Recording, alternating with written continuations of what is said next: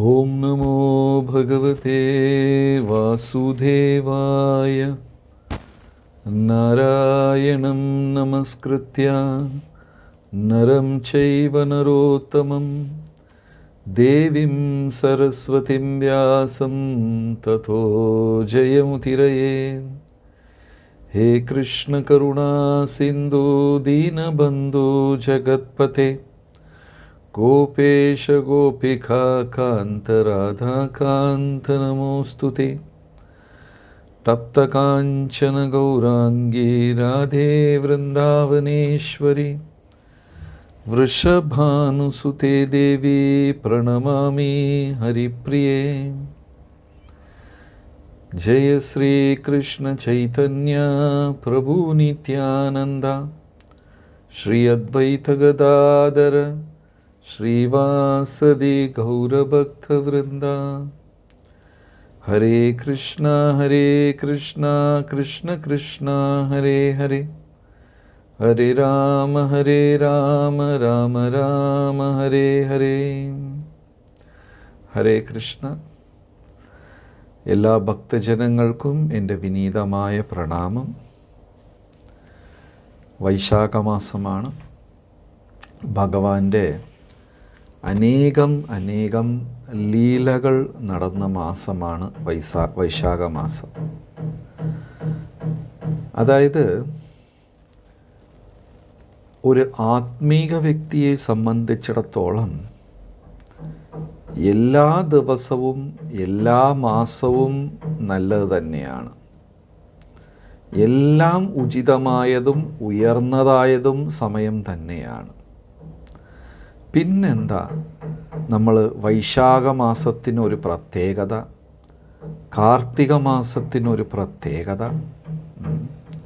അതായത് ഒരു ദിവസം എന്ന് പറയുന്നത് എല്ലാം ഒന്ന് തന്നെയാണ്. പക്ഷേ ഒരാൾ തുണി അലക്കി കഴുകി ഉണക്കാനിടുമ്പോൾ നല്ല വെയിലുള്ള സമയത്ത് ആ തുണി ഉണക്കാനിടും.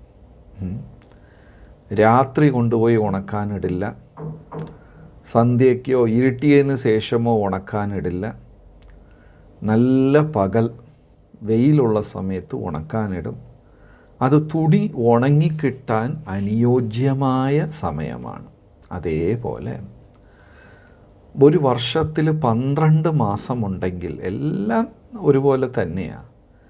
എന്നാലും ഒരു ആത്മീകവാദിക്ക് നല്ല കാറ്റ് വീശുന്ന സമയമാണ് വൈശാഖമാസം, കാർത്തിക മാസം എന്നൊക്കെ പറയുന്നത്. ഈ വൈശാഖമാസം പൊതുവേ വേനൽക്കാലത്താണ്. നല്ല പൊള്ളുന്ന വെയിലും ചൂടുമൊക്കെ ഉള്ള വേനൽക്കാലത്താണ്. ഇപ്പം നമ്മളും നല്ല വെയിലിൽ ചുറ്റിക്കറങ്ങി പെട്ടെന്നൊരു തണുത്ത പ്രദേശത്ത് വരുമ്പോൾ മനസ്സിന് വല്ലാത്തൊരു സുഖം തോന്നും. അതേപോലെ ഈ വേനൽക്കാലത്ത് ഭഗവാന് ചന്ദനക്കളഭം പുരട്ടുമ്പോൾ ഭഗവാന് വല്ലാത്തൊരു ആനന്ദം തോന്നി. ഭക്തജനങ്ങളെ അനുഗ്രഹിക്കുന്ന ഒരു കാലഘട്ടമാണ് ഈ വൈശാഖമാസം എന്ന് പറയുന്നത്. ഭഗവാന്റെ എല്ലാ ക്ഷേത്രത്തിലും നൗകാവിഹാർ എന്ന് പറഞ്ഞ് ഒരു ഉത്സവം ഈ വേനൽക്കാലത്ത് നടത്താറുണ്ട്. നൗക എന്ന് പറയുമ്പോൾ വഞ്ചി, ഒരു വള്ളം, വഞ്ചി, ബോട്ട്. ഇപ്പോൾ ഭഗവാനെ മനോഹരമായി അലങ്കരിച്ച് ദേഹത്തെല്ലാം ചന്ദനം പുരട്ടി ഒരു എന്താ പറയുക, പുഴയിലോ കുളത്തിലോ നല്ല ഒരു വഞ്ചിയിൽ, അലങ്കരിച്ച വഞ്ചിയിൽ ഭഗവാനെ കയറ്റി മണിക്കൂറുകളോളം അങ്ങനെ സഞ്ചരിക്കും. വിഹാരം സഞ്ചരിക്കുക, നൗകാവിഹാർ, ഭഗവാൻ വഞ്ചിയിൽ കയറി സഞ്ചരിക്കുക. ഇപ്പോൾ കൊച്ചുകുട്ടികളെയൊക്കെ നമ്മൾ കടപ്പുറത്ത് വിളിച്ചുകൊണ്ട് പോയാൽ ഭയങ്കര സന്തോഷമായിരിക്കും കുട്ടികൾക്ക്. അവരെ ഒരു വള്ളത്തിലോ ബോട്ടിലൊക്കെ കയറ്റി ഒരു റൗണ്ട് അടിച്ചാൽ കുട്ടികൾക്ക് വല്ലാത്ത സന്തോഷമായിരിക്കും. അതേപോലെ ഭഗവാനെ ഭക്തജനങ്ങൾ ഈ കാലഘട്ടത്ത് ഒരു വഞ്ചിയിൽ കയറ്റി ചന്ദനമൊക്കെ പുരട്ടി ഇങ്ങനെ കൊണ്ടുവരും. ഇന്നും ജഗന്നാഥ്പുരിയിൽ നരേന്ദ്ര സരോവരം എന്ന് പറയുന്ന അതിമനോഹരമായ തടാകത്ത് ഭഗവാനെ ദിവസവും കൊണ്ടുപോയി സന്ധ്യയ്ക്ക് ഇങ്ങനെ വഞ്ചിയിൽ കയറ്റി ഇത് ചെയ്യും. ഇത് ചൈതന്യ മഹാപ്രഭു സ്വയം ആസ്വദിച്ച ഒരു ഉത്സവമാണ്. ചൈതന്യ മഹാപ്രഭു ആ സമയത്ത് ആ നരേന്ദ്ര സരോവരത്തിൽ ചാടിയിറങ്ങി ആ വെള്ളത്തിലെല്ലാം കളിച്ച് ഭഗവാൻ മാധവൻ്റെ തിരുമുഖം കണ്ട് ആസ്വദിച്ച് ഭക്തജനങ്ങളെല്ലാം ആ കുളത്തിൽ സരോവരത്തിൽ ഇറങ്ങി 2 കൈകളും ഉയർത്തി ഹരി ഹരി എന്ന് ഉറക്കെ വിളിച്ച ഒരു സമയമാണ്. അപ്പോൾ ഭഗവാൻ അതീവ പ്രസന്നനായിരിക്കുന്ന ഒരു കാലഘട്ടം. ഭക്തജനങ്ങൾക്ക് അനുഗ്രഹം വാരിക്കോരിത്തരും. അതാണ് ഈ വൈശാഖമാസം. ഈ വൈശാഖമാസത്തിൽ അനേകം ലീലകളുണ്ട്. അതേപോലെ ചന്ദനക്കളഭം, ആന്ധ്രാപ്രദേശിൽ സിംഹാചലം, വരാഹ നരസിംഹം. ഈ നരസിംഹമൂർത്തിയെ വർഷം മുഴുവനും ചന്ദനം കൊണ്ട് പൊതിഞ്ഞ് ഈ വൈശാഖമാസത്തിൽ അക്ഷയതൃതീയയുടെ അന്ന് മാത്രം ദർശനം കൊടുക്കും. വീണ്ടും ചന്ദനക്കളഭത്തിനകത്ത് പൊതിഞ്ഞ് വയ്ക്കും. ഒരുപാട് ലീലകൾ. വൃന്ദാവനത്തിലൊക്കെ പോയി കഴിഞ്ഞാൽ ഭഗവാന്റെ അമ്പലത്തിൻ്റെ മേലെ വിശറി കെട്ടിവെച്ച് അത് ക്ഷേത്രത്തിൻ്റെ പുറത്ത് നിന്ന് ഭക്തന്മാർ കയറ് കൊണ്ട് വലിച്ച് ആ വിശറി വീശുന്ന ഒരു ഉത്സവമൊക്കെ ഉണ്ട്. വൈശാഖ മാസവും കാർത്തിക മാസവും ഭഗവാനും ഭക്തന്മാർക്കും ഒരുപോലെ ഇഷ്ടമുള്ള ഒരു കാലഘട്ടമാണ്.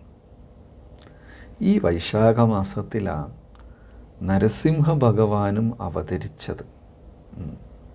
നരസിംഹമൂർത്തിയും ഈ കാലഘട്ടത്താണ് അവതരിച്ചത്. പൂർണ്ണ അവതാരം, നരസിംഹമൂർത്തിയെയും ശ്രീരാമചന്ദ്രമൂർത്തിയെയും പൂർണ്ണ അവതാരം എന്നാ പറയുക. ശ്രീകൃഷ്ണ ഭഗവാനെ പരിപൂർണ ഉത്തമം എന്ന് പറയും. കാരണം ഭഗവാൻ അവതാരമല്ല, കൃഷ്ണ ഭഗവാൻ അവതാരിയാണ്. അവതാരങ്ങൾ പോലും കൃഷ്ണ ഭഗവാനിലിരുന്നാണ് പുറപ്പെടുന്നത്. ശ്രീരാമചന്ദ്രമൂർത്തിയെയും നരസിംഹ ഭഗവാനെയും പൂർണ്ണ അവതാരമെന്ന് പറയും. നരസിംഹമൂർത്തി ശാശ്വതമായി നിലകൊള്ളുന്നുണ്ട്. എന്നാൽ ലീലയ്ക്ക് വേണ്ടി അല്പസമയം മാത്രമേ പ്രത്യക്ഷമാവുകയുള്ളൂ. ഈ വൈശാഖ മാസത്തിൽ ഭക്തപ്രഹ്ലാദന് വേണ്ടി ഒരു മുഹൂർത്തകാലം എന്ന് പറയുമ്പോൾ 30 മിനിറ്റോ 40 മിനിറ്റോ അങ്ങനെ എന്തോ ഒരു കണക്കുണ്ട്. ഒരു മുഹൂർത്തകാലമാണ് നരസിംഹ ഭഗവാൻ അവതരിച്ചത്. ശാശ്വതമായ രൂപമാണെങ്കിലും ചെറിയ ഒരു സമയത്തേക്കാണ് നരസിംഹമൂർത്തി അവതരിച്ചത്. ഭഗവാൻ അവതരിക്കാൻ 3 കാരണങ്ങളാണ് പുരാണങ്ങൾ പറയുന്നത്. ഭക്തന്മാരെ സംരക്ഷിക്കുക, തെറ്റ് ചെയ്യുന്നവരെ ശിക്ഷിക്കുക, പിന്നെ ധർമ്മം പുനഃസ്ഥാപിക്കുക. ഇങ്ങനെ 3 കാരണങ്ങൾക്ക് വേണ്ടി ഭഗവാൻ അവതരിച്ചു. എങ്കിലും നരസിംഹമൂർത്തി അവതരിച്ചത് ഒരേ ഒരു കാരണത്തിനു വേണ്ടിയാണ്: ഭക്തനെ സംരക്ഷിക്കുക എന്നുള്ളത്. ആ ഒരു ഭക്തനെ സംരക്ഷിക്കാൻ വേണ്ടി ഒരു മുഹൂർത്തകാലം നരസിംഹമൂർത്തി അവതാരം ചെയ്തു. ഒരു ചെറിയ കാലയളവ്. നമ്മളും വളരെ ശ്രദ്ധയോട് നാമജപം ചെയ്യുമെങ്കിൽ നമ്മുടെ ഹൃദയത്തിലും ഭഗവാൻ അവതരിക്കും. ഭഗവാൻ കുടികൊള്ളുന്നുണ്ട്, ശാശ്വതമായി ഹൃദയത്തിലുണ്ട്. ഇപ്പം നമ്മളെ ശ്ലോകം തന്നെ ഉണ്ട്: ഈശ്വരഃ സർവഭൂതാനാം ഹൃദ്ദേശേർ അർജുന തിഷ്ഠതി. ശാശ്വതമായി ഭഗവാൻ ഹൃദയത്തിലുണ്ട്.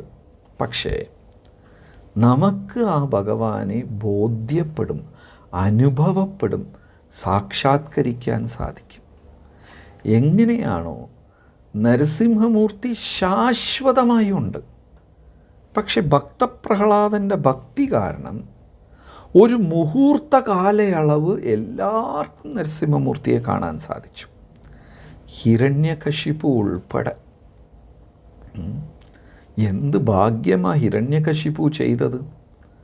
ഹിരണ്യകശിപുവിനും നരസിംഹമൂർത്തിയെ കാണാൻ സാധിച്ചു. ഇത് പ്രഹ്ലാദൻ്റെ ഭക്തിയാണ്. അതേപോലെ ഭഗവാൻ നമ്മുടെ ഹൃദയത്തിൽ ശാശ്വതമായി ഉണ്ട്. എന്നാൽ ആ ശ്രദ്ധയോട് ചെയ്യുന്ന ജപം, അത് കാരണം എങ്ങനെ നരസിംഹമൂർത്തി എല്ലാവർക്കും കാണാൻ സാധിച്ചോ അതുപോലെ ഹൃദയത്തിലുള്ള ഭഗവാനെയും നമുക്ക് സാക്ഷാത്കരിക്കാൻ സാധിക്കും. അപ്പം ഭാഗവതത്തിൽ നരസിംഹാവതാരം വിവരിക്കുന്നതിന് മുമ്പേ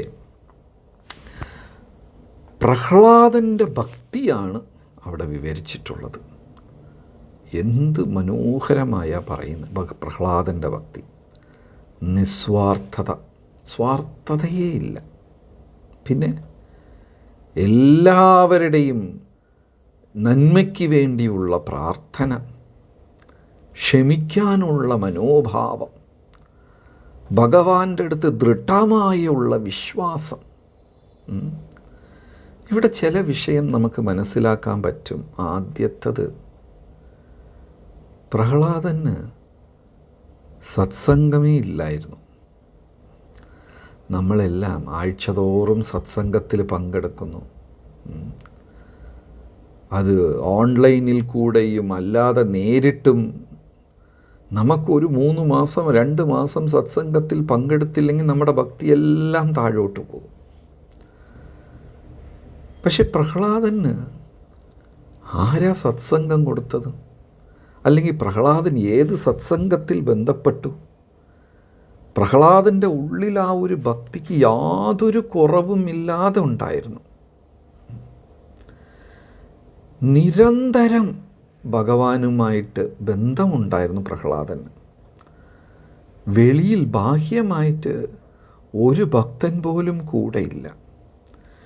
ഏറ്റവും ഉയർന്ന ഒരവസ്ഥയാണത്. നമ്മളിപ്പോൾ ക്ഷേത്രമില്ല, ഭജനയില്ല, സത്സംഗമില്ല, ഭാഗവതമില്ല, ഭക്തജനങ്ങളെ കാണാനില്ല.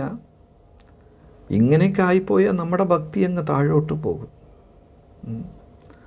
നമ്മളെ ചുറ്റിയും ഒത്തിരി ഭക്തന്മാരുള്ളത് കൊണ്ടാണ് നമ്മളും ഭക്തിയിലുള്ളത്. പക്ഷെ പ്രഹ്ലാദൻ്റെ അവസ്ഥ അങ്ങനെ ആരും തന്നെ പ്രഹ്ലാദനെ ചുറ്റിയില്ലായിരുന്നു. ഏകനായി ആ ഒരു വിശ്വാസം, നല്ല ആഴത്തിലുള്ള ശാസ്ത്ര വിശകലനവും സാധുക്കളുടെ സംഘവും തീവ്രമായ സാധനയും ഭഗവാന്റെ കൃപയൊക്കെ ഉണ്ടെങ്കിൽ മാത്രമേ നമുക്ക് ആ ഒരു അവസ്ഥയിൽ ഉയരാൻ സാധിക്കുകയുള്ളൂ. വേറെ ഒരു സത്സംഗവും ഇല്ലാതെ ഭക്തിയിൽ പിടിച്ചു നിൽക്കുക. പ്രഹ്ലാദന് ഒരു സംഘവും ഇല്ല. പിന്നെ രണ്ടാമത്തത്, സംഘമില്ലെങ്കിൽ പോട്ടെ, ഭക്തിയെ എതിർക്കുന്നവർ ചുറ്റിയുമുണ്ടായിരുന്നു. പ്രഹ്ലാദനെ കൊണ്ടുപോയിട്ട് വളരെ ക്രൂരമായി വേദനിപ്പിക്കുകയും കൊല്ലാൻ ശ്രമിക്കുകയും. നമ്മളിപ്പോൾ ഒരു ഭീകരവാദികളുടെ കൂട്ടത്തിൻ്റെ ഇടയ്ക്ക് കുടുങ്ങിപ്പോയി. നാമം ജപിച്ചാൽ കൊല്ലും എന്നവർ പേടിപ്പിച്ചു കഴിഞ്ഞാൽ പിന്നെ നമ്മൾ നാമജപമൊക്കെ നിർത്തും. നമ്മളെ സംബന്ധിച്ചിടത്തോളം ജീവനാ വലുത്. ഹരേ കൃഷ്ണ നാമം ജപിക്കുന്നവരെല്ലാം സർക്കാർ അറസ്റ്റ് ചെയ്യുന്നു എന്ന് കേട്ടാൽ നിങ്ങൾ ഹരേ കൃഷ്ണയാണോ? അയ്യേ, എനിക്കറിയില്ല, ആരായി ഹരേ കൃഷ്ണ എന്ന് നമ്മൾ അപ്പം അതിൽ നിന്ന് പിന്മാറും. ശരണാഗതിയുടെ ഒരു പ്രധാന ഘടകം എന്ന് പറയുന്നത് ഏതവസ്ഥയിലും ദൈവം എന്നെ സംരക്ഷിക്കും എന്നുള്ള ദൃഢമായ വിശ്വാസം. അത് പ്രഹ്ലാദനുണ്ടായി, നമുക്കില്ല. ഒരു നാട്ടിൽ എത്രയോ കാലമായിട്ട് മഴ പെയ്യുന്നില്ല. അങ്ങനെ മഴ വരുത്താനായിട്ട് നാട്ടുകാരെല്ലാം വലിയ ഒരു യാഗം നടത്തി, വലിയ ഒരു ഹോമം നടത്തി. മണിക്കൂറുകളും ദിവസങ്ങളും നീണ്ടു നിന്ന ഹോമം. അത് കഴിഞ്ഞപ്പോൾ നാട്ടുകാരെല്ലാവരും ഒരുമിച്ച് കൂടി ഇങ്ങനെ ആകാശത്തിൽ നോക്കി നിൽക്കുക. മഴ പെയ്യോ മഴ പെയ്യോ എന്ന ആകാശത്തിൽ നോക്കുക. ആ സമയത്തൊരു കൊച്ചുകുട്ടി കൊടയും തലയ്ക്ക് പിടിച്ചുകൊണ്ട് അവിടെ വന്നു. അപ്പോൾ അവിടെ പറയുന്നത്, അവന് വിശ്വാസമുണ്ടായി, ഇപ്പം മഴ വരുമെന്ന വിശ്വാസമുണ്ടായി. മറ്റുള്ളവരെല്ലാം വരുമോ എന്ന് ചോദ്യത്തോട് ആകാശത്ത് നോക്കി നിന്നു. കുഞ്ഞു മാത്രം കൊടയും തൂക്കിക്കൊണ്ടുവന്നു. നമുക്ക് ഈ ഭക്തിയും ഭാഗവതമൊക്കെ അറിയാം. എന്നാലും എവിടെയോ ഒക്കെ ഇതൊരു കഥയാണോ? ദൈവം ഉണ്ടോ? ദൈവം ഇറങ്ങി വന്ന് എന്നെ സംരക്ഷിക്കുമോ? ചിലപ്പം ആ ഒരു വിശ്വാസത്തിൽ കോട്ടം തട്ടാറുണ്ട്. ശരണാഗതി എന്ന് പറഞ്ഞാൽ അങ്ങനെ ഒരു സംശയം, ഒരു എള്ളളവ് പോലും സംശയം വേണ്ട. രക്ഷിക്കും ഭഗവാൻ എന്ന ദൃഢനിശ്ചയം. അപ്പോൾ അങ്ങനത്തെ ഒരു വിശ്വാസമാണ് പ്രഹ്ലാദനുണ്ടായിരുന്നത്. അപ്പം അതുകൊണ്ട് പ്രഹ്ലാദന് ഭയമില്ലാത്തൊരവസ്ഥ. ഭാഗവതവും ആചാര്യന്മാരും പറയുന്നത്, ഒരു ഭക്തന് ഒന്നിനും ഭയക്കേണ്ട കാര്യമില്ല. കാരണം എല്ലാം ഭഗവാന്റെ ആധീനത്തിലാണ്, ഭഗവാന്റെ സ്വാധീനത്തിലാണ്. ഭഗവാൻ വിചാരിച്ചാൽ എല്ലാം മാറും. പ്രഹ്ലാദന് ഒരു ഭയവുമില്ല. എന്തെല്ലാം വിധത്തിൽ കൊല്ലാൻ ശ്രമിച്ചു. നമ്മൾ പേടിച്ചു പോകും. ഒരു കൊറോണ വന്നപ്പോൾ നമ്മളെല്ലാവരും ഒരുപാട് പേടിച്ചു. നമുക്ക് ചെറിയ ചെറിയ കാര്യങ്ങൾ മതി പേടി. ചിലർക്ക് ഇരുട്ടിനെ കണ്ടാൽ പേടി, ചിലർക്കൊരു വീട്ടിൽ ഒറ്റയ്ക്ക് താമസിക്കാൻ പേടി, ചിലർക്ക് പുതിയ സ്ഥലങ്ങളിൽ യാത്ര ചെയ്യാൻ പേടി, ചിലർക്ക് ഉയരത്തിൽ കയറാൻ പേടി. പേടി എന്ന് വെച്ചാൽ ദൈവവിശ്വാസം ഇല്ലായ്മ എന്നാണ് അർത്ഥം. ദൈവവിശ്വാസമുള്ള ഒരാൾക്ക് ഭയത്തിൻ്റെ ആവശ്യമില്ല. പ്രഭുപാദർക്ക് ഇനിയൊരു പേര്, അല്ലെങ്കിൽ അദ്ദേഹത്തിൻ്റെ ദീക്ഷാനാമം അഭയചരണരവിന്ദദാസ് എന്നാണ്. അരവിന്ദൻ്റെ തൃപ്പാദങ്ങളിൽ ശരണം പ്രാപിച്ചവർക്ക് ഭയമില്ല. ഭയമില്ലാത്ത അവസ്ഥയാണ് അഭയം, അഭയ് എന്ന് പറയുന്നത്. ഭയമില്ല. അപ്പോൾ ഒരാൾക്ക് ഭൗതിക ലോകത്തിൽ അതിൽ പേടി, ഇതിൽ പേടി, ആ കാര്യത്തിൽ പേടി എന്ന് ഇത്രയും പേടിയുണ്ടെങ്കിൽ അവൻ ഈശ്വര വിശ്വാസം ഇല്ല എന്നർത്ഥം. പ്രഹ്ലാദന് ഭയമേ ഇല്ലായിരുന്നു. അവർ വലിയ പദ്ധതികളെല്ലാം ആസൂത്രണം ചെയ്ത് പ്രഹ്ലാദനെ മലയുടെ മുകളിലിരുന്ന് താഴോട്ട് എറിയുക, സിംഹത്തിൻ്റെ വായിലിടുക, ഈ പ്രപഞ്ചത്തിനെ താങ്ങിപ്പിടിച്ചിരുന്ന ആനകളെ കൊണ്ടുവന്ന് കൊല്ലാൻ ശ്രമിക്കുക. ഈ സിംഹവും ആനയൊക്കെ സാധാരണ ജീവനല്ല, സാധാരണ ആനയും സിംഹമല്ല. ഈ ഭൗതിക പ്രപഞ്ചത്തിനെ താങ്ങിപ്പിടിച്ചിരുന്നതും അങ്ങനെയൊക്കെ ഉള്ളതിനെയൊക്കെയാണ് കൊണ്ടുവന്നത്. ഹിരണ്യകശിപുയുടെ സഹോദരി ഹൂളിക, അഗ്നി കൊണ്ട് നിർമ്മിതമായ ശരീരം. ഇപ്പം നമ്മുടെ ശരീരം എന്ന് പറഞ്ഞാൽ പഞ്ചഭൂതങ്ങൾ കൊണ്ടാണ് ചെയ്തിരിക്കുന്നത് നമ്മുടെ ശരീരം. പക്ഷെ നമ്മുടെ ശരീരത്തിൽ ഏറ്റവും കൂടുതൽ ഏതാ ഉള്ളത്? വെള്ളമാണ് കൂടുതലുള്ളത്. പക്ഷേ ഹൂളികയുടെ ശരീരം തീ കൊണ്ടുണ്ടാക്കിയ ഒരു ശരീരമാണ് ഹൂളികയുടെ ശരീരം. പ്രഹ്ലാദനെ ഹൂളിക മടിയിലിരുത്തിക്കൊണ്ട് മുഴുവനും തീയിടാൻ പറഞ്ഞു. ഹൂളിക ഒരു പ്രത്യേക കാര്യം പറഞ്ഞു, തീയിനകത്തിരുന്ന് പല ശബ്ദവും വരും, പക്ഷെ ഒരിക്കലും അണയ്ക്കരുത്. പ്രഹ്ലാദൻ മായാവിയ, അല്ലെങ്കിൽ ആ ഹരി വന്ന് പ്രഹ്ലാദനെ രക്ഷിക്കാൻ പല ശബ്ദവും ഉണ്ടാക്കും, അണയ്ക്കരുത്. ഞാൻ ഈ പയ്യനെ ഭസ്മമാക്കിയിട്ട്, ഈ കുഞ്ഞിനെ ഭസ്മമാക്കിയിട്ടേ വരുള്ളൂ. അങ്ങനെ ഹൂളിക പ്രഹ്ലാദനെ പിടിച്ച് മടിയിലിരുത്തിക്കൊണ്ട് പ്രഹ്ലാദൻ ശാന്തനായിരുന്നു. അഭയചരണരവിന്ദ, ഭയമില്ലാത്ത അവസ്ഥ. ഭഗവാൻ ഞാൻ മരിക്കണമെന്ന് വിചാരിച്ചാൽ എന്നെ ആർക്കും രക്ഷിക്കാൻ പറ്റില്ല. ഭഗവാൻ എന്നെ കൊല്ലണമെന്ന് വിചാരിച്ചാൽ, എന്നെ രക്ഷിക്കണമെന്ന് വിചാരിച്ചാൽ എന്നെ ആർക്കും കൊല്ലാനും സാധിക്കില്ല. ഈ ഒരു ജ്ഞാനം ഉള്ള ആളാണ് പ്രഹ്ലാദൻ. അപ്പം അതുകൊണ്ട് പ്രഹ്ലാദന് ഭയമേ ഇല്ല. പ്രഹ്ലാദൻ ഹൂളികയുടെ മടിയിലിരുന്നു, ചുറ്റിയും തീയിട്ടു. കുറച്ച് കഴിഞ്ഞപ്പോൾ പൊള്ളുന്നു, ദേഹം പൊള്ളുന്നു, രക്ഷിക്കണേ രക്ഷിക്കണേ നിലവിളി. അസുരന്മാരെല്ലാം ചുറ്റി നിന്നുകൊണ്ട് പ്രഹ്ലാദൻ മരിക്കുകയാണെന്ന് ആഘോഷിച്ചു. പക്ഷെ ആ ശബ്ദം ഹൂളികയുടെ ആയിരുന്നു. കുറച്ച് കഴിഞ്ഞ് തീ അണഞ്ഞപ്പോൾ പ്രഹ്ലാദൻ ഇതാ നാമവും ചൊല്ലി നടന്നു വരുന്നു. ഹൂളിക ഭസ്മമായി. അഗ്നി കൊണ്ട് ശരീരമുണ്ടായ ഹൂളിക അഗ്നികയിൽ ഭസ്മമായി. പക്ഷേ പ്രഹ്ലാദൻ ഒരു പ്രയാസമില്ലാതെ വന്നു. പഞ്ചഭൂതങ്ങളും 8 ദിശകളും 27 നക്ഷത്രങ്ങളും നവഗ്രഹങ്ങളും എല്ലാം ഭഗവാന്റെ നിയന്ത്രണത്തിലാണ്. യച്ചക്ഷുരേവ സവിതാ സകലഗ്രഹാണാം രാജാ സമസ്ത സുരമൂർത്തി രസേഷ തേജാ. എല്ലാ ഗ്രഹങ്ങളുടെയും രാജാവായ തേജസ്വിയായ സൂര്യൻ ഭഗവാന്റെ കണ്ണുകളാണ്. അപ്പോൾ ഒന്നും ഭയപ്പെടേണ്ട അവസ്ഥയില്ല. അങ്ങനെ പ്രഹ്ലാദനെ പല തരത്തിൽ കൊല്ലാൻ ശ്രമിച്ചിട്ടും ഒന്നും സംഭവിക്കാതെ പോയപ്പോൾ അവസാനം ഹിരണ്യകശിപു ആ ദൗത്യം നേരെ ഏറ്റെടുത്തു. ഹിരണ്യകശിപു തന്നെ അങ്ങ് നേരിട്ടെടുത്തു.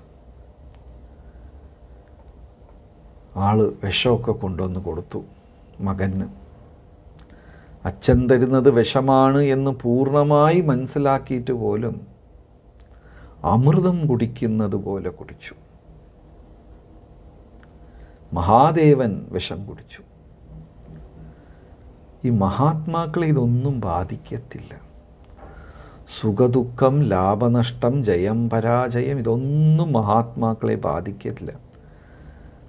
ക്ഷീരസാഗരം കടഞ്ഞപ്പോൾ അതിലിരുന്ന് തന്നെയാണ് അമൃതവും വന്നത്, അതിൽ നിന്ന് തന്നെയാണ് വിഷവും വന്നത്. സുഖവും ദുഃഖവും ഈ ഭൗതിക ലോകത്തിനെ നമ്മൾ എങ്ങനെ സമീപിക്കുന്നു എന്നുള്ളതാണ്. ഒരു ഭൗതികവാദിക്ക് വിവാഹം ഇതൊക്കെ കാണുമ്പോൾ സന്തോഷകരമായ കാര്യം. ഒരു ആത്മീകവാദി അതിനെ ബന്ധനമായിട്ടാണ് കാണുന്നത്. ഒരു ജ്ഞാനി അതിനെ മായയായിട്ടാണ് കാണുന്നത്. ലൗകികവാദി അതേ കാര്യത്തിനെ സുഖമായിട്ടാണ് കാണുന്നത്. ഒരു കാര്യം, ഒരു വിവാഹം നടക്കുന്നു, പക്ഷെ പലരും പല രീതിയിൽ അതിനെ കാണുന്നു. ഒരാൾ സുഖമെന്നും, ഒരാൾ ബന്ധനമെന്നും, ഇനി ഒരാൾ മായയെന്നും. അതുകൊണ്ട് മഹാത്മാക്കളെ സംബന്ധിച്ചിടത്തോളം സുഖദുഃഖം ഇതെല്ലാം നിസാരമാണ്. പ്രഹ്ലാദന് ഭയമില്ലായിരുന്നു. വിഷം കൊടുത്തപ്പോഴും അമൃത് കുടിക്കുന്നത് പോലെ കുടിച്ചു. പക്ഷേ ഓരോ നിമിഷവും നിയന്ത്രണം വിട്ടു പോകുന്നത് ഹിരണ്യകശിപുവിനായിരുന്നു, അച്ഛനായിരുന്നു. എന്ത് ശ്രമിച്ചിട്ടും ഈ പ്രഹ്ലാദനെ കൊല്ലാൻ സാധിക്കുന്നില്ല. അപ്പം അങ്ങനെയാണെങ്കിൽ ഈ പ്രഹ്ലാദൻ പറയുന്നത് ശരിയാണോ? ഹരിയാണോ പ്രഹ്ലാദനെ രക്ഷിക്കുന്നത്? ഈ ഹരി എന്നെക്കാളും ശക്തിവാനാണോ? ഹിരണ്യകശിപുവിന് സംശയത്തോട് സംശയം. എന്നാലും തോറ്റുകൊടുക്കാൻ പറ്റില്ല. അഹങ്കാരം. എങ്ങനെയാണോ രാവണൻ മക്കൾ നശിച്ചു, നഷ്ടപ്പെട്ടു, സഹോദരന്മാർ നഷ്ടപ്പെട്ടു, ബന്ധുജനങ്ങൾ നഷ്ടപ്പെട്ടു, തൻ്റെ കഴിവുള്ള യോദ്ധാക്കന്മാർ നഷ്ടപ്പെട്ടു, സൈന്യം പോയി, സേനാപതികൾ പോയി, എന്നിട്ടും വിടാതെ അവസാനം വരെ യുദ്ധത്തിന് പോയി രാവണൻ. തോൽക്കും എന്ന് അറിഞ്ഞുകൊണ്ട്. അതുപോലെ ചിലർക്ക് അഹങ്കാരം. ചില സാഹചര്യങ്ങളിൽ നമുക്കറിയാം നമ്മൾ പറയുന്ന കാര്യം തെറ്റാണ്, ശരിയല്ല എന്ന് അറിഞ്ഞാൽ പോലും വിടാതെ പറഞ്ഞു പോയില്ലേ, അതുകൊണ്ട് ആ തെറ്റിനെ തന്നെ പിടിച്ചുകൊണ്ടിരിക്കുന്ന ചില ആൾക്കാരുണ്ട്. നന്നായിട്ട് ഉള്ളിൽ അറിയാതെ എവിടെയോ തെറ്റാണ്, ആ തെറ്റിനെ അങ്ങ് മുറുകെ പിടിക്കും. ഹിരണ്യകശിപുവും ആ തെറ്റിനെ അങ്ങനെ മുറുകെ പിടിച്ചിരുന്നു. അവസാനം പ്രഹ്ലാദനെ നേരിട്ട് വിളിച്ച്, നീ ഹരി ഹരി എന്ന് പറയുന്നത് എവിടെയുണ്ട്? പ്രഹ്ലാദൻ പറഞ്ഞു, എല്ലാ സ്ഥലത്തും, അണുവിനകത്തും പുറത്തും, എൻ്റെ ഉള്ളിലും നിൻ്റെ ഉള്ളിലും, ജഡവസ്തുക്കളുടെ ഉള്ളിലും. ഭഗവാൻ ഇല്ലാത്ത സ്ഥലമില്ല. ഭഗവാൻ സർവവ്യാപിയാണ്. ആലോചിച്ച് നോക്കൂ, ആ നല്ല ഒരു ശുദ്ധ ആത്മീകവാദിക്ക്, ഭക്തന് ഓരോ നിമിഷവും ഭഗവാനെ മനസ്സിലാക്കാൻ സാധിക്കും. അപ്പോൾ ഒരു ആത്മീകവാദിക്ക് ഭഗവാനെ എല്ലാ സ്ഥലത്തും അനുഭവിക്കാൻ സാധിക്കും. രസോ അഹം അപ്സു കൗന്തേയ, വെള്ളത്തിൻ്റെ രുചി ഞാനാകുന്നു. പ്രഭാസ്മി ശശി സൂര്യയോ, സൂര്യചന്ദ്രൻ്റെ കിരണങ്ങൾ ഞാനാകുന്നു. എല്ലാം ഭഗവാനാണ്, ഭഗവാന്റെ ശക്തിയാണ്. അപ്പോൾ ഒരു ആത്മീകവാദിക്ക് ഒരു നിമിഷവും ഭഗവാന് നഷ്ടപ്പെടില്ല. വെള്ളം കുടിക്കുമ്പോൾ ഭഗവാനെ ഓർക്കാൻ പറ്റും, ശ്വസിക്കുമ്പോൾ ഭഗവാനെ ഓർക്കാൻ പറ്റും, മനോഹരമായ ഈ പ്രകൃതിയെ കാണുമ്പോൾ ഭഗവാനെ ഓർക്കാൻ പറ്റും. കാരണം ഭഗവാൻ എല്ലാ ദിശയിലും ഉണ്ട്. ഒരു ഉയർന്ന വ്യക്തിക്ക് ഭഗവാനെ ഒരു നിമിഷം പോലും നഷ്ടപ്പെടുന്നില്ല. അപ്പോൾ ഹിരണ്യകശിപു ആ അവസ്ഥ, പ്രഹ്ലാദൻ ആ അവസ്ഥയിലായിരുന്നു. പ്രഹ്ലാദൻ പറഞ്ഞു, പിതാവേ, എൻ്റെ ഉള്ളിലും ഉണ്ട്, നിൻ്റെ ഉള്ളിലും ഉണ്ട്.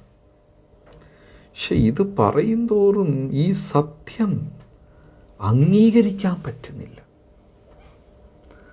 അസൂയ ഉള്ളവർക്ക്, അതായത് ഭക്തിയിൽ ഒരു നിയമം അസൂയ ഉള്ളവർക്ക് പറഞ്ഞു കൊടുക്കരുതെന്ന. എന്താണ്? അവർക്കത് ഉൾക്കൊള്ളാൻ പറ്റില്ല. ഇപ്പം നമുക്ക് ആരെടുത്തെങ്കിലും അസൂയ ഉണ്ടെങ്കിൽ അവരെക്കുറിച്ച് ഒരുപാട് പുകഴ്ത്തി പറയുമ്പോൾ ആ കേൾക്കുന്നവർക്ക് ഭയങ്കര ദേഷ്യം വരും. ഇപ്പം എനിക്കൊരാളെ ഇഷ്ടമല്ല, അപ്പോൾ അയാളെ ഇങ്ങനെ എല്ലാവരും അപ്രിഷ്യേറ്റ് ചെയ്യുമ്പോൾ എനിക്കത് വല്ലാത്തൊരു നീരസം തോന്നും, ദേഷ്യം തോന്നും. അത്രയ്ക്കും അസൂയയും അഹങ്കാരം ഹിരണ്യകശിപുവിൻ്റെ ഉള്ളിലുണ്ടായിരുന്നത് കൊണ്ട് പ്രഹ്ലാദൻ അദ്ദേഹത്തിനെ ഭഗവാനെ സ്തുതിക്കും തോറും ഹിരണ്യകശിപുവിടെ ദേഷ്യം കൂടുകയാണ് ചെയ്തത്.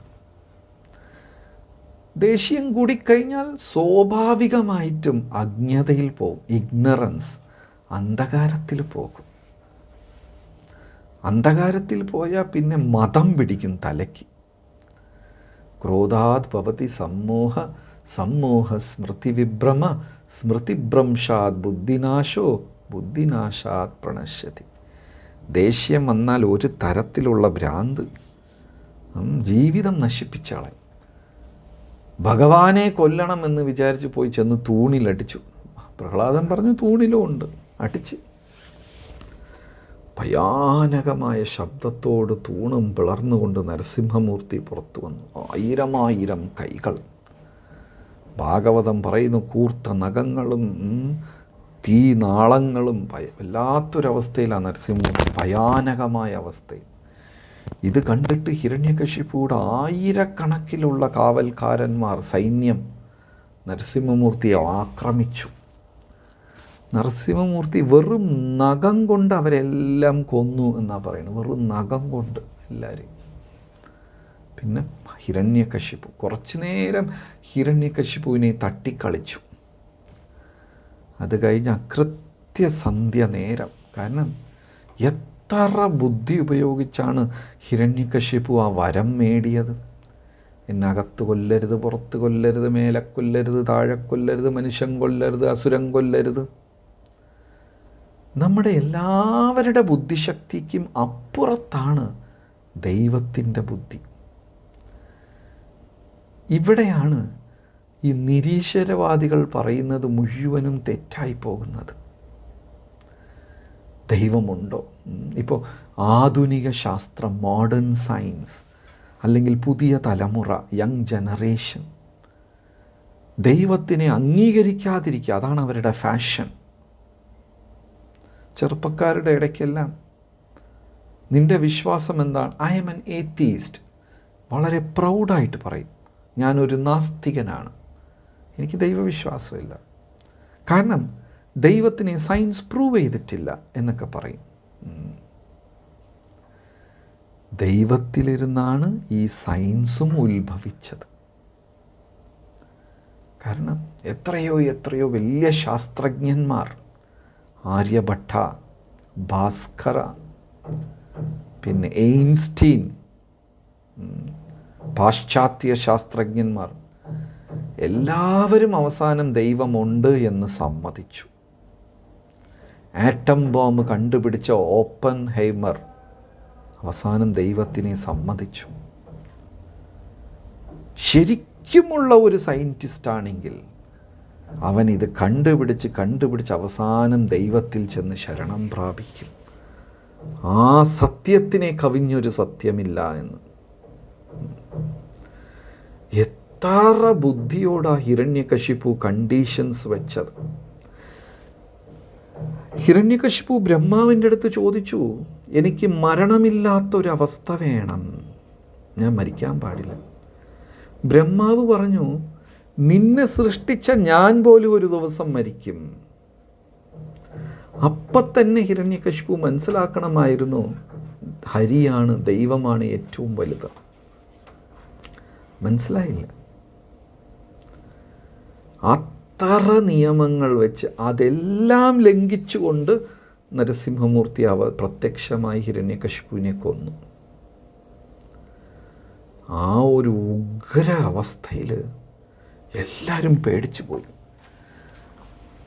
ഈ ഒരു ദർശനം ആർക്കും കിട്ടിയിട്ടില്ല. അതാണ് ഞാൻ ആദ്യം പറഞ്ഞതുപോലെ, ഭഗവാൻ എപ്പോഴും ഉണ്ട്. ശുദ്ധനാമം ജപിക്കുന്ന ആൾക്ക് ഭഗവാനെ അനുഭവപ്പെടും. അതേപോലെ നരസിംഹമൂർത്തി എപ്പോഴും ഉണ്ട്. പക്ഷേ ഒരു മുഹൂർത്തകാലമാണ് പ്രത്യക്ഷമായത്, ഇന്ദ്രിയങ്ങൾക്ക് പ്രത്യക്ഷമായത്. അത് ഹിരണ്യകശിപുവിനെ കൊല്ലാനല്ല, പ്രഹ്ലാദനെ അനുഗ്രഹിക്കാനാണ് നരസിംഹമൂർത്തി പ്രത്യക്ഷമായത്. ഹിരണ്യകശിപുവിനെ കൊല്ലുന്നത് ഒരു സൈഡ് ബിസിനസ്സായിരുന്നു നരസിംഹമൂർത്തിക്ക്. കാരണം ഹിരണ്യകശിപുവിനെ കൊല്ലാനായിട്ട് നരസിംഹമൂർത്തി വരേണ്ട കാര്യമൊന്നുമില്ല. ഏതെങ്കിലും ഒരു അവതാരം വന്നാൽ മതി ഹിരണ്യകശിപുവിനെ കൊല്ലാൻ. ഹിരണ്യകശിപുവിനെ കൊല്ലുക എന്നുള്ളത് നരസിംഹമൂർത്തിക്ക് സൈഡ് ബിസിനസ്സാണ്. പ്രധാന കാര്യം പ്രഹ്ലാദനെ രക്ഷിക്കുക എന്നുള്ളതാണ്. പ്രഹ്ലാദന് ദർശനം കൊടുക്കുകയും ഭയന്നു. അതായത് മായയെ കണ്ടു ഭയന്നു.